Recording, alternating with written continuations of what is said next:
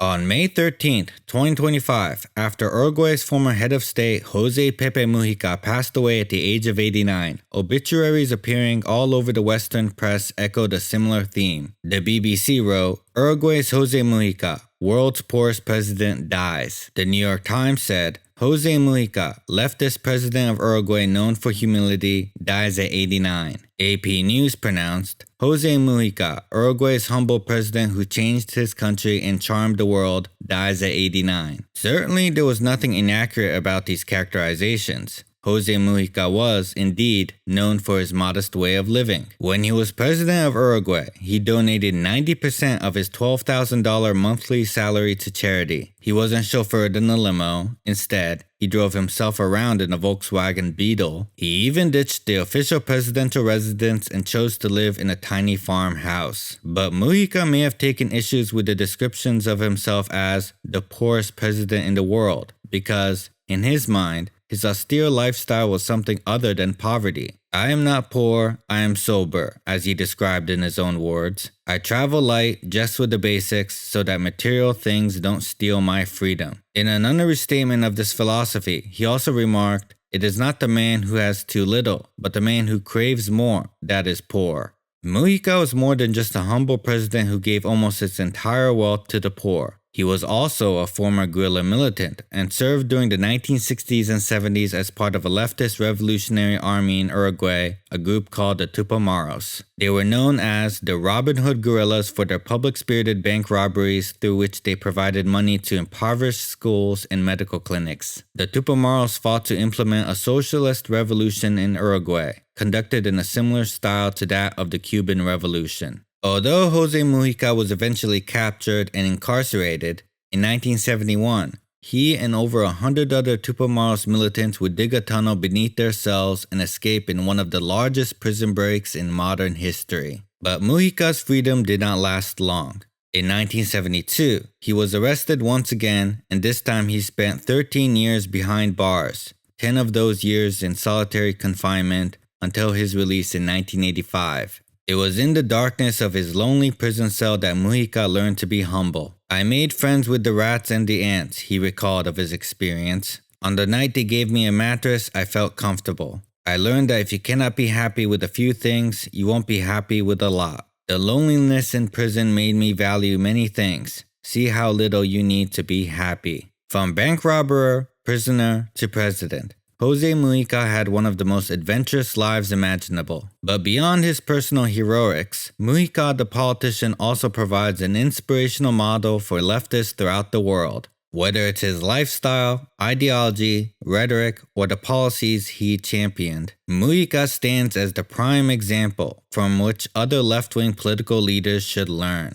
Jose Mujica's philosophy offers solutions at a time when the global left needs a new blueprint for building socialism in the 21st century. With the collapse of the Soviet Union and the transition to a market-based economy in China, socialists need to reevaluate their previous assumptions from the 20th century if they want to establish real alternatives to capitalism. Leftists need to ask themselves the hard questions. Why did the Soviets fail? Why hasn't communism in China prevailed? What were the errors of Marx, Lenin, and Che Guevara? And it is here that Jose Mujica offers some valuable answers. Although he always had a socialist vision and was super critical of capitalism, one of the miscalculations Mujica believed that traditional Marxists made was its belief that socialism would inevitably emerge from the implosion of capitalism. As he stated in a 2013 interview, the 1930s and 40s was a time when there reigned on the left a kind of economic automatism. Capitalism, through its own contradictions, would lead unequivocally to socialism, and that seemed to be a paradigm of evolution, a predetermined road. But the fall of capitalism was not automatic because it showed an enormous capacity to recycle itself permanently and live in crisis.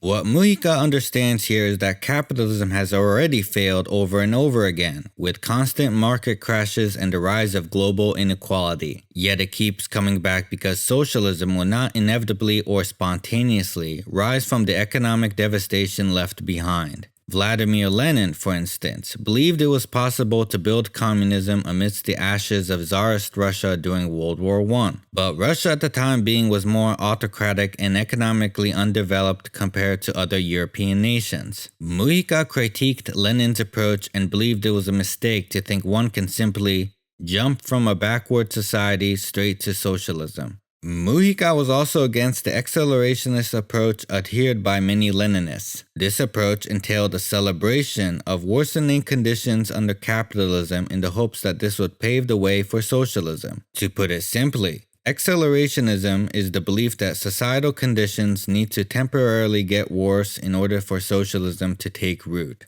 It is still a theory that plagues the modern left. To give a few examples, there were prominent Marxists such as Slavoj Žižek who thought that in 2016 it would have been preferable for the right-wing Donald Trump to win against the centrist Hillary Clinton in the US presidential election, because, according to Žižek, it would be a big awakening for the American left. In the same year, there were also other famous Marxists such as Tariq Ali, who thought Brexit would be good for the British left because, according to him, there would be an implosion of the ruling Conservative Party if the UK left the European Union. Jose Mujica, on the other hand, rejected accelerationism. He didn't believe that deliberately worsening the conditions of capitalism was constructive. Socialism could not be constructed in a poor country, he said. I don't think socialism can be the child of poverty. For me, poverty and misery are just that.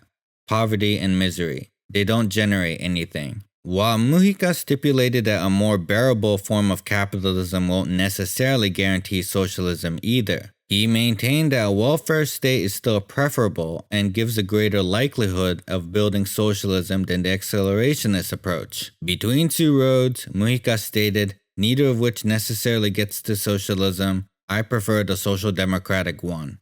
In another critique of traditional Marxist assumptions, Mujica often described the problem of the left in terms of something he called the vanguard approach to things, referring to the Leninist concept of vanguardism, which argued that any communist revolution on the behalf of the population should be enacted by an exclusive professional revolutionary class. As Lenin put it, a communist party must be at the vanguard of the revolution, with its duties to lead the masses and not merely to reflect the average political level of the masses. Mujica, however, argued that this approach divorces the left from the people's presence and participation, and that it only ends up creating another kind of aristocracy. For him, leftists must work with and within the masses, instead of cloistering themselves into small cohorts and purporting to know more than everyone else. Nobody's better than the rest was his mantra, which he repeated in various speeches and interviews. Instead of being a vanguardist, Jose Mujica was a majoritarian. Doing politics, he believed, is making decisions which will improve things. But one cannot be on both sides. One can be on the side of the minority or on the side of the majority. There is no middle ground. Mujica adhered to this approach to politics since his release from prison in 1985, and it was fundamental to his first election in Uruguay's national legislature in the 1990s. Consistent with this belief, Mujica and other former Tupamaros members abandoned their own vanguardist past, in which they tried to overthrow the government through guerrilla warfare. Instead, they founded a political party, aptly called the Movement of Popular Participation. In 1996, long before the party ascended to the presidency, and when they were still a minor political force in the country, the MPP platform stated, to accept being a minority is, among other things, to accept that the road to national liberation is long and pluralist, and will become a reality when we win over a majority, not because everyone becomes part of our organization, but because revolutionary ideas will have won over the consciousness of a majority. According to Mujica, the left should not focus on prior Marxist ideas of quote-unquote raising people's consciousness, nor on dismissing the quote-unquote false consciousness of the masses. The revolution will not come by way of a select minority, but only through the participation of the majority. The mission of the left is to win over the people's consciousness by becoming a reflection of them. Although Mujica's humility and willingness to donate almost his entire income to charity was his own personal choice and made for philosophical reasons, it can also be seen as a useful campaign tactic to blend in with the common ordinary people. He won over the masses by being one of them. We politicians should live like the majority, not like the minority, Mujica stated. Government should be like the common Republicans who make up the people. This is in deep contrast to many other politicians, including those on the left, who have chosen to live a more lavish lifestyle. Take, for example, the leading Democratic socialist in the United States, Bernie Sanders. He was criticized in 2019 after the New York Times pointed out that he was a millionaire. Sanders responded by saying, "I wrote a best-selling book. If you write a best-selling book, you can be a millionaire too." More recently, he came under fire for taking private jets during his Fight Oligarchy speaking tour, to which Sanders said he offered no apologies. Jose Mujica, we can be sure, would have rejected Bernie Sanders' excuses, not for moral reasons so much as political ones. Living differently from the common ordinary people, Mujica warned, puts politicians so far away from the people that, finally, people end up despising them. Perhaps Sanders might have had more success in his presidential run if he had lived a more austere lifestyle, as this was one of the things that helped Mujica during his presidential campaign in 2009. Although Mujica was initially hesitant to run for president because he believed he looked terrible like a greengrocer, his appearance and demeanor ended up as assets and charmed the people and won over the electorate. He never even wore a suit and tie throughout his presidency or in his entire life for that matter, except for that one time he had to disguise himself during one of the Tupamaros guerrilla operations. Because Uruguay's constitution prohibits a president from running a successive term, Mujica only served once as president from 2010 to 2015. Yet, in just 5 years, he delivered a series of policies that would be the envy of any progressive government in the world. During his time in office, Uruguay became the second country in South America after Argentina to legalize gay marriage, and the first country in the world to legalize recreational cannabis. Uruguay passed the most liberal abortion law on the continent and became one of the most environmentally friendly countries in the world, generating 98% of its electricity from biomass, solar, and wind energy. All the while, Mujica's administration redistributed the nation's wealth and increased the minimum wage by 50%. Mujica cleverly championed those specific government policies that produced tangible results in order that the people could recognize their effect. The best way to defend the state is to take the veil off, he stated, so people can say as they do in Scandinavia, yes, I pay taxes, but I can see what they are used for. However, the always humble Mujica felt he could have done more. When The Economist magazine in 2013 declared Uruguay the country of the year, Mujica responded to the news with charming self-deprecation. How bad must the others be? He asked. Even when leaving office with a 70% approval rating, Mujica felt unaccomplished. I don't feel proud, he stated. There should be neither poor nor indigent people because nature has given us too many resources and both conditions are only explained by our inability and disagreement. Nevertheless, he understood the limits of what he could do as president due to the restrictions of a market-based economy. I was not able to fulfill my whole agenda. I just completed a few things, he said. It was not possible because of capitalism and the tremendous conflict of interest among the great capitalist groups in my country, which, in order to strengthen themselves, have created an entire judicial system to protect them.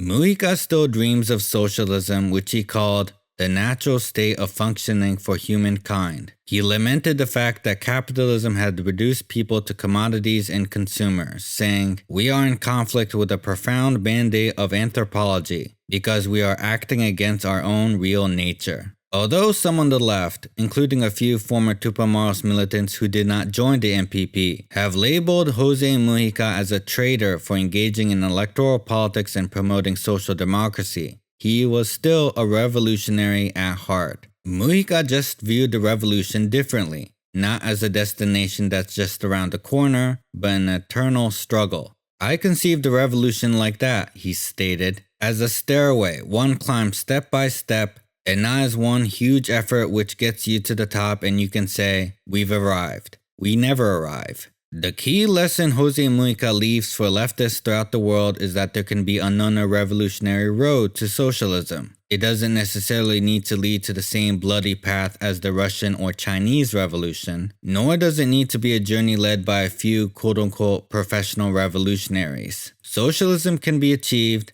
step by step, and by making as much progress we can with the limited conditions of capitalism, all the while understanding that we still have a long way to go. The real revolution is an eternal voyage for a better utopia, where no one is left behind. As Mujica stated in his farewell address as president, there is no final destination, but the road itself, and that many others will make their contribution and continue on that road of struggle. For those who mourn the passing of Jose Mujica, and especially for those seeking to create socialism, there is no better form of consolation than to learn the lessons he taught and rededicate ourselves to his vision.